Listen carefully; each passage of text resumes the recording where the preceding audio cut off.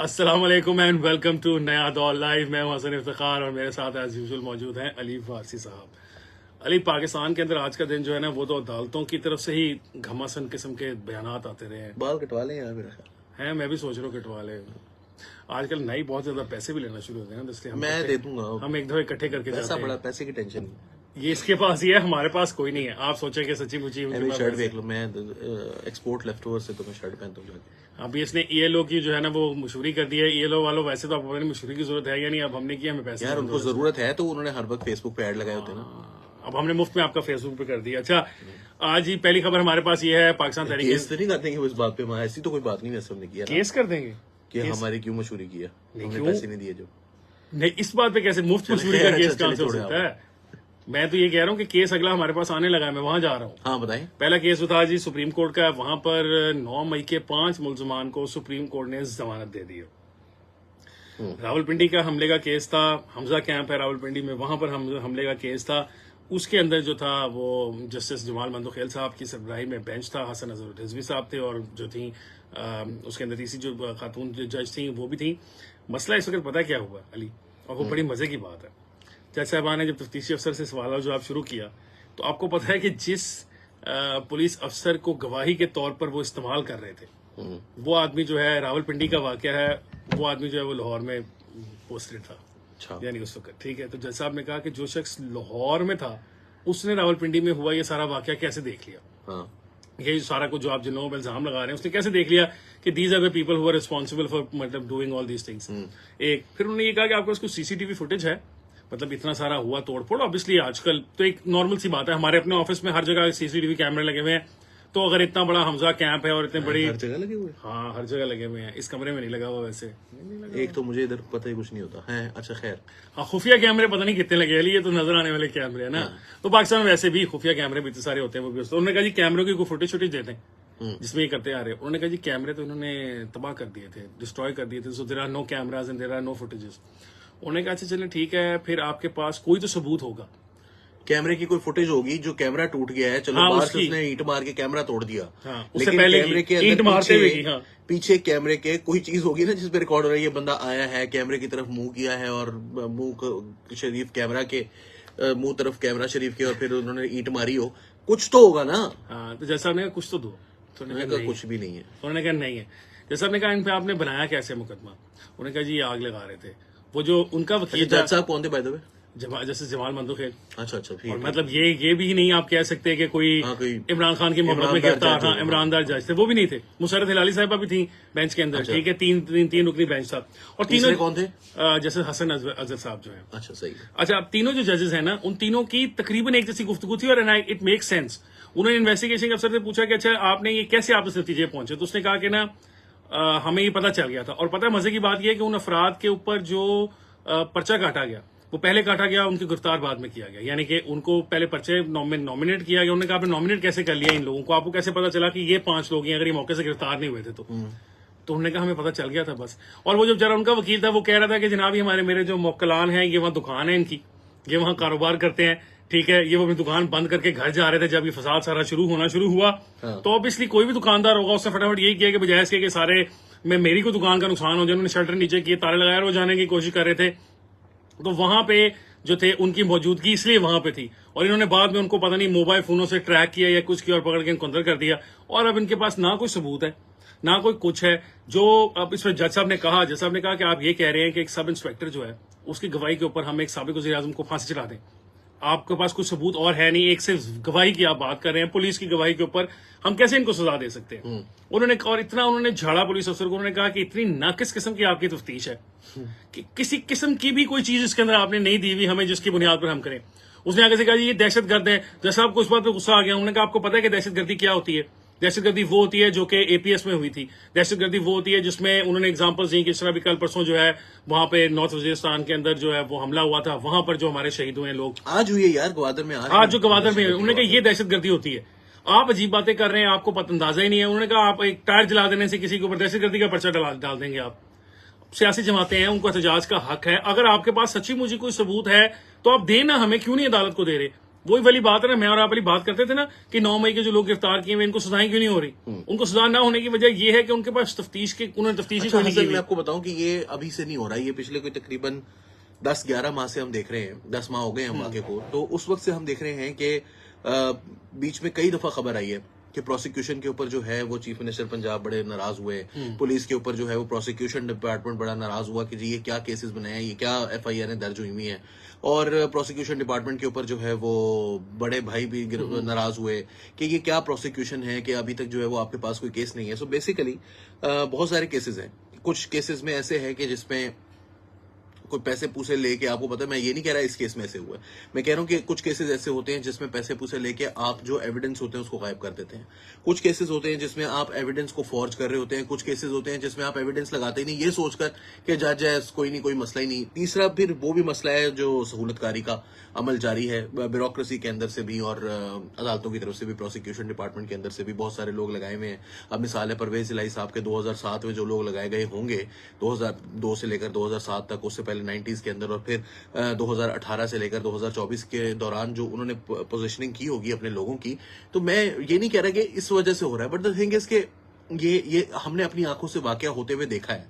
ये नामुमकिन है कि कोई उसमें इन्वॉल्व नहीं था, मगर ये भी नामुमकिन है कि बहुत सारे लोग उसके अंदर जो है वो, हर बंदा जो है वो वेंडलिज्म में शामिल हो। बहुत सारे लोग ऐसे होते हैं जो एहतजाज कर रहे होते हैं और वो समझते हैं कि वो ये हक भी है ना, एहतजाज है, हक उनका भी हक है। और एहतजाज करते हुए अगर कुछ लोग जो है वो लिमिट क्रॉस करते हैं तो उनको सजा मिलनी चाहिए, और जो लिमिट क्रॉस नहीं कर रहे उसको छोड़ना चाहिए। क्योंकि अगर आप ये एक मिसाल कायम करेंगे कि जी ये जो लिमिट क्रॉस की या नहीं की सजा सबको मिलेगी, तो अगली दफा बंदा कहेगा यार सब फिर सजा मिलनी है तो सब तोड़ फिर तोड़ो फिर सब कुछ। सो द पॉइंट इज कि ये प्रोसिक्यूशन की वीकनेस भी है, but at the same time ये बिला वजह की स्टेट की जो हाई हैंडेडनेस है उसका भी प्रॉब्लम है कि आपने जो आपको मिला है आपने पकड़ के, मैं एक बंदे को मिला वो सरकारी अफसर था हसन साहब, और उसने ये कहा कि जी उसने एक महकमा भी बताया, मैं चले छोड़े इसको, मैं डिटेल में नहीं जा रहा, मगर उसने मुझे बताया कि मैं उबर चलाता हूँ शाम के टाइम पर, दिन में मैं वो चलाता हूँ। और उस दिन जो है वो मैं बाहर निकला, इमरान खान साहब गिरफ्तार हुए थे, तो छुट्टी हम लोगों ने कहा भाई जल्दी जल्दी दफ्तर निकलिए। मैंने कहा चलो ठीक है, मैं उबर पे मैं एक बंदा जो है ना वो जो इन ड्राइव जो भी होती है, तो उसने कहा कि जी मैं ना ऑन कर लिया कि मैं अपने घर की तरफ जाना है। तो उन्होंने घर की तरफ जाने के लिए जब लगाया, उसको ऑन किया, तो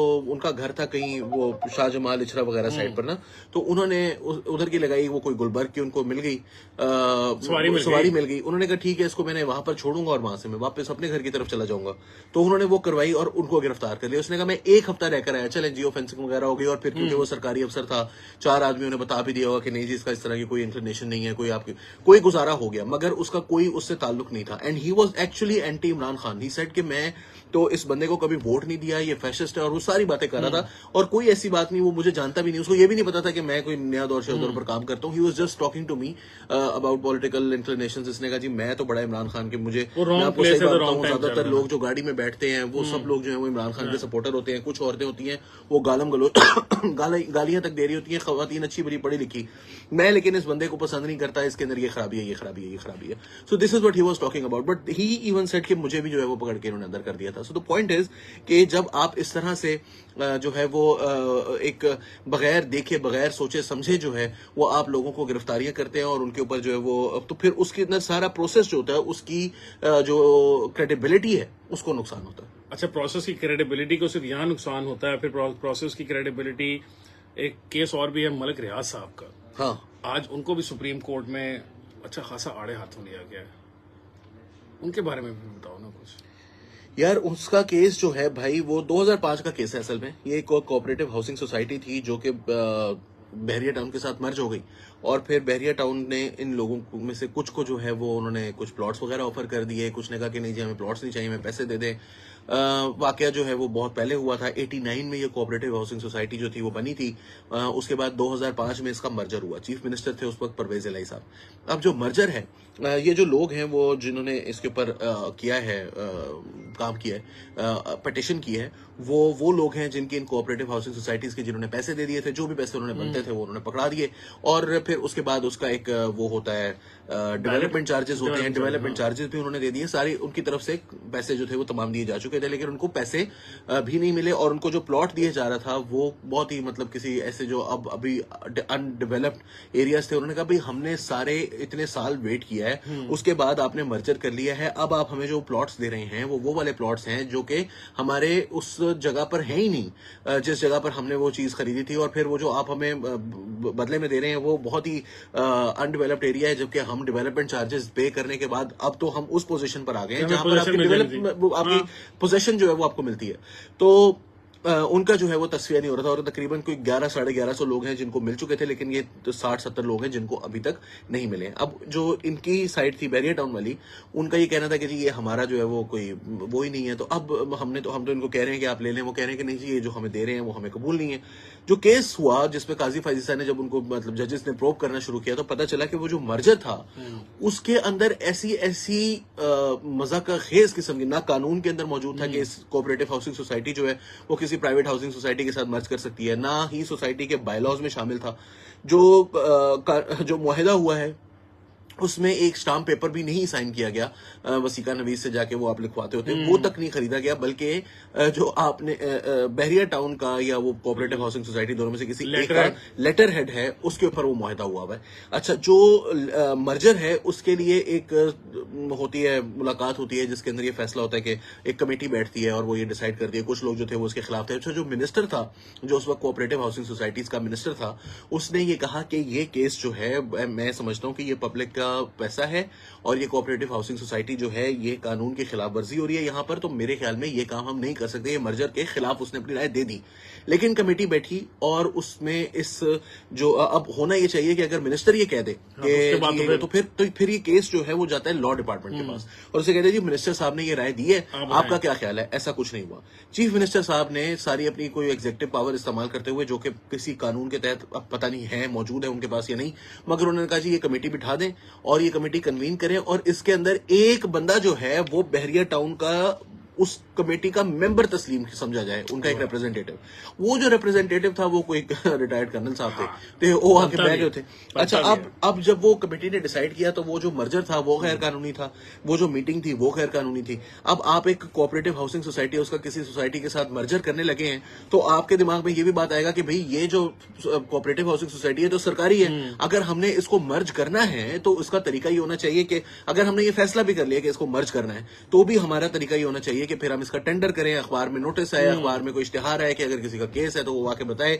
उसके बाद अगला होगा कि जी हमें बिडिंग होगी, उसके बाद एक सोसाइटी आके कहती है जी मैं करना चाहता हूं, हो सकता है कोई अच्छे डेवलपर मौजूद हो जो कि बहरिया टाउन से ज्यादा बेहतर हो, तो वो आकर आपसे ये कहें कि जी हम करने के लिए तैयार हैं। मगर नहीं, उन्होंने बहरिया टाउन का एक रिप्रेजेंटेटिव जो कि एक रिटायर्ड कर्नल है वो लाके उस कमेटी का मेंबर बना के बिठा दिया, जो कि सरकारी कमेटी है, उसके अंदर बहरिया टाउन का मेंबर हो नहीं सकता, लेकिन उन्होंने बहरिया टाउन के कमेटी रिप्रेजेंटेटिव को उसका मेंबर बनाया और फिर उसने ये डिसाइड किया कि जी ये मर्जर हो सकता है, जो कि कानून की खिलाफ वर्जी थी और तमाम की तमाम बातें जो हैं, मतलब एक मजाक है, एक ऐसी चीज है जो कि कानून के अंदर मौजूद नहीं है, बायलॉज के अंदर मौजूद नहीं है। जीएम सिकंदर साहब उस जमाने में होते थे, वो प्रिंसिपल सेक्रेटरी थे चीफ मिनिस्टर के, परवेज इलाही के, उनके साइन हुए में चीफ मिनिस्टर ने खुद साइन नहीं किए हुए और वो इट इज अज्यूम्ड कि जी वो चीफ मिनिस्टर के साइन है क्योंकि प्रिंसिपल सेक्रेटरी के साइन है, विच इज ओके, ट्रेडिशनली ऐसे होता है मगर ये कोई कानून नहीं है। सो और चीफ मिनिस्टर फिर यहाँ पर कह भी सकते हैं कि जी मैंने तो साइन नहीं किया, वो तो जीएम सिकंदर ने किए थे। पता नहीं जीएम साहब जिंदा हैं अब कि नहीं, जीएम सिकंदर साहब मुझे बहुत साल हो गए उनका नाम नहीं सुना था रिटायरमेंट के बाद, मगर 81 साल के होंगे वो तकरीबन। अब जाहिर है कि 2006-7 में मेरा ख्याल है रिटायरमेंट। ऐसे ही माशाल्लाह हशाश बशाश है जीएम सिकंदर साहब, और माशाल्लाह अल्लाह उनको लंबी उम्र दे। द पॉइंट इज कि जीएम सिकंदर साहब जो हैं वो अगर साइन कर रहे हैं तो उनका इस बारे में क्या कसूर है कि चीफ मिनिस्टर ने उनको कहा। चीफ मिनिस्टर खुद क्यों नहीं साइन करता? चीफ मिनिस्टर अगर ये कहते जी जीएम सिकंदर साहब का मामला मैं तो कर ही नहीं सकता, मैं तो कीते नहीं साइन। फिर तो ये सारा जो केस है इससे ये पता चलता है कि किस तरह बहरिया टाउन के टेंटिकल्स पंजाब ब्यूरोक्रेसी के अंदर, फौज के अंदर बिठा दिया है, मीडिया के अंदर, आर्मी के अंदर, पंजाब ब्यूरोक्रेसी के अंदर, पंजाब की गवर्नमेंट के अंदर, मुशर्रफ दौर के अंदर जो उनका राइज था वो आप लोग सब जानते ही हैं। जुडिशरी के अंदर जुडिशरी के अंदर उनके बेटे को इफ्तिखार साहब जो थे चीफ जस्टिस साहब, उनके बेटे को मोनाको में जुआ नहीं, खेलने के पैसे नहीं देते थे। और बहुत सारे जजेस हैं जो कि उनके लिए मैं तो एग्जाम्पल यार, वो चीफ जस्टिस जिससे अपनी अब आप बैरियर सीधा टाउन किया का कभी वाला। आप बैरियर टाउन का ना कभी वो उठाकर देखिएगा, जो इनका होता है ना इश्तिहार होता है। मैंने एक दफा इश्तिहार उनका पढ़ा अखबार के अंदर, मैंने अपनी आंखों से देखा वो इश्तिहार के अंदर लिखा हुआ है कि हमें एक लॉ ऑफिसर की जरूरत है जो कि हाल ही में रिटायर्ड सुप्रीम कोर्ट का जज हो, और हमें एक मतलब लीगल टीम का एडवाइजर का हेड चाहिए, जो भी चाहिए, और जो हमें सिक्योरिटी का हेड चाहिए है वो एक लेफ्टिनेंट जनरल हो रिटायर्ड। तो बात खत्म है यार। और हाल ही में रिटायर्ड, यानी पिछले वाले तो हमने पहले ही भर्ती किए हुए हैं, नए वाले भी जो आ रहे हैं वो हमारे पास मौजूदा हो ना काम और एक आधे लेफ्टिनेंट जनरल ने कहना मुझे सब रिटायर कर दे, मैं जाना। हाँ, जाओ मेनू करो जी, मैं जाना है। अच्छा अब यार बात ये है ना कि वही मजाक ही है ना। अच्छा मजाक सिर्फ यही नहीं है, आखिरी खबर भी हमारी मजाक ही है। मतलब मुझे तो मजाक लगा जब से मैंने सुना है। अब मुझे नहीं पता आप इसके बारे में क्या कहते हो। हाँ, जबरदस्त वजीर आला खैबर पख्तूनख्वा के अली अमीन गंडापुर साहब आज उन्होंने कहीं पे बयान दे रहे थे, कहीं सवाल उनसे करप्शन के बारे में किया गया, तो उन्होंने कहा जी करप्शन जो शख्स कर रहा है उसके सर में आप उठाकर ईंट मारें, और अगर आपको कोई पूछे तो कहें कि चीफ मिनिस्टर खैबर पख्तूनख्वा अली अमीन गंडापुर, कोई पूछे तो कहना गंडापुर आया था। गंडापुर आया था। हाँ, तो अब जाहिर है अब क्योंकि ऑप्शन कोई रह नहीं गया खैबर पख्तूनख्वा के अंदर, क्योंकि वहां पर एक सूबाई मोहतसिब होता था जो अकाउंटेबिलिटी का एक इदारा था, वो तो उन्होंने बंद कर दिया हुआ है। तो अब ईंटें ही रह गई हैं, ईंटें ही चलेंगी। जाहिर सी बात है ना, जब आपने एक एहतसाब का इदारा है वो आपने पकड़ के बंद कर दिया है, सूबाई एहतसाब का इदारा आपने बंद कर दिया है, तो उसके बाद एहतसाब कैसे होगा करप्शन करने का? ईंटें मारे। और गंडापुर साहब, भाई मैं कहता हूं कि जो खान साहब ने हमारे सर में हर दफा ईंट ही मारते हैं, वो कभी महमूद खान, कभी गंडापुर, कभी जो है वो बुजदार, तो हमारे तो सर में ईंटें मारने के लिए रखा हुआ है खान साहब ने। तो ये जो आते हैं ये ईंटें हैं और ईंटों के हक में बात कर रहे हैं ये but Ali do you really think यार, मतलब ये एक पहली बात तो ये कि 10 साल अगर करप्शन वहां पे है खैबर पख्तूनख्वा में, और इतनी ज्यादा है कि हर जगह चीफ मिनिस्टर से पूछा जा रहा है और वो चिढ़ गया है उससे, तो 10 साल या 11 साल से तो खैबर पख्तूनख्वा में पीटीआई की हुकूमत थी ना। नहीं तो अब बात, हाँ ना, तो बताए ना, शेर अफजल मरवत साहब बैठकर कह रहे हैं कि महमूद खान जो है उसने वो कराई हुई है अपनी कोई 25 लाख रुपया वो डेली का करता है, उसने कोई मिल उठाई है, वो उसने मिल उठा रखी है, मार्बल के कानों के उसी का 25 लाख रुपया उसमें से वो कमा रहा है, और वो इतने पैसे वो जो है वो उसको मिल रहे हैं। और वो अगर एक बंदा जो है वो चीफ मिनिस्टर है, वो सूबे का चीफ एग्जीक्यूटिव है, अगर उसके लेवल पर ये करप्शन हो रही है तो फिर नीचे क्या हाल होगा आप खुद ही अंदाजा लगा सकते हैं।